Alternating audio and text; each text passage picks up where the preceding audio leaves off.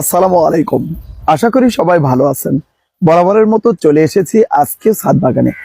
এই যে আমার পাশে যে পেয়ারা গাছটা দেখতে পাচ্ছেন, এই পেয়ারা গাছটা কিছুদিন আগে ফল দেওয়া শেষ হয়ে গেছে। এখন ফল দেওয়ার পরবর্তী সময়ে এটির যত্ন নিতে হবে। মানুষের যেরকম খাদ্যের প্রয়োজন, গাছেরও খাদ্যের প্রয়োজন। তার একটা সিজন শেষ হয়ে গেছে, ফল দেওয়া শেষ হয়ে গেছে। ফল দেওয়ার পরবর্তী সময়ে এই গাছটির যত্ন নেওয়া প্রয়োজন।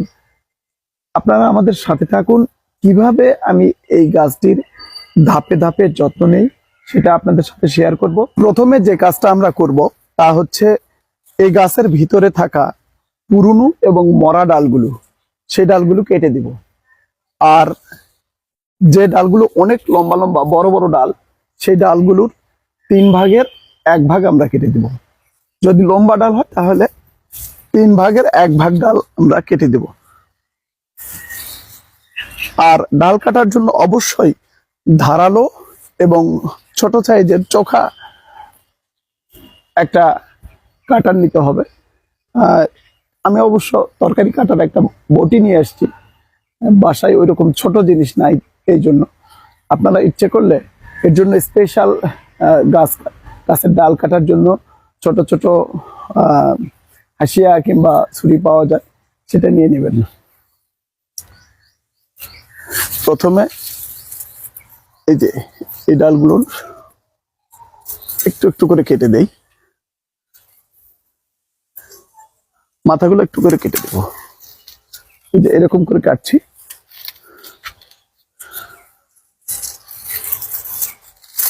আমাদের এই গাছটি খুব বেশি বড় নয়, ছাদের গাছ, যেহেতু মাঝারি টাইপের একটা গাছ।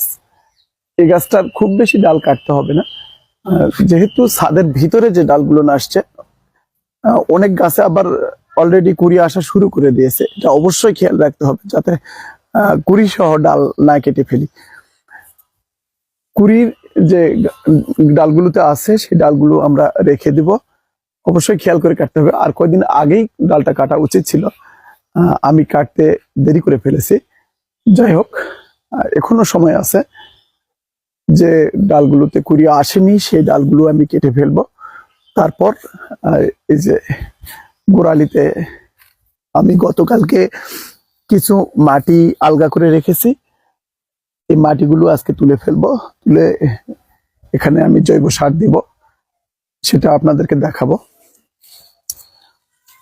এভাবে আমি ছোট ছোট ডালগুলো কেটে ফেলি।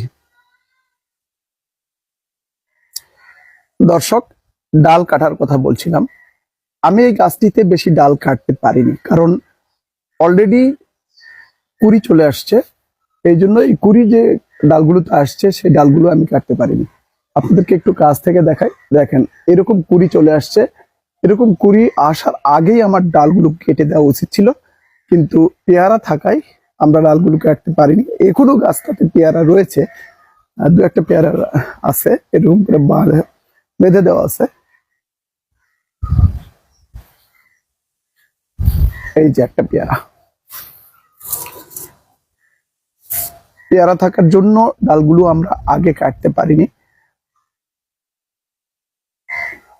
যতটা সম্ভব আজকে আমি গাছের ডালগুলো কেটে দিয়েছি। আপনাদেরকে একটু দেখাই, এই যে নিচে রাখা আছে এই ডালগুলো আমি কেটেছি। আর গোড়ার মাটি তুলে ফেলার কথা বলছিলাম, গোড়ার মাটিগুলো আমি তুলে ফেলেছি। যেহেতু আমাদের এই গাছটি ড্রামে, ছাদের উপরে, এই জন্য যতটা সম্ভব ড্রামের সাইড দিয়ে আমি মাটিগুলো তুলে ফেলেছি। কারণ এটা তো ড্রাম, এর বাইরে আর যাওয়া সম্ভব না। আমি চার সাইড দিয়ে মাটিগুলো তুলে ফেলেছি। যে যাদের পেয়ারা গাছ মাটিতে নিচে, তারা 1 থেকে 1.5 ফিট গাছের গোড়া থেকে দূরত্ব নিয়ে এরকম করে চার সাইডে মাটিটা তুলে ফেলবেন। আমার মাটি তোলা হয়ে গেছে, আমি এখন এখানে জৈব সার দিব। ছাদে আমি কম্পোস্ট সার তৈরি করেছি, সেই কম্পোস্ট সারটা একটু দেব। দেওয়ার পর হালকা মাটি দিয়ে আমি এই অংশটা ভরাট করে দিব।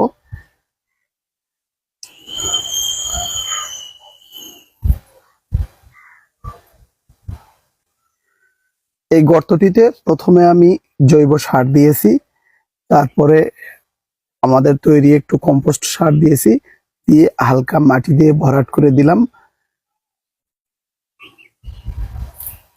এতক্ষণ ধৈর্য ধরে যারা আমাদের এই ভিডিওটি উপভোগ করলেন সবাইকে ধন্যবাদ। যারা ফেসবুক পেজ থেকে দেখছেন তারা অবশ্যই আমাদের এই পেজটি ফলো করে দিবেন, আর কমেন্ট সেকশনে লিখবেন কিভাবে আরো ভালোভাবে এই গাছগুলোর যত্ন নিতে পারি। আপনাদের যদি আইডিয়া থাকে তাহলে আপনারা কমেন্ট সেকশনে লিখতে পারেন। আর যারা আমাদের ইউটিউব চ্যানেল থেকে দেখছেন তারা অবশ্যই আমাদের এই চ্যানেলটি সাবস্ক্রাইব করে দিয়ে আমাদের পাশে থাকবেন। ধন্যবাদ।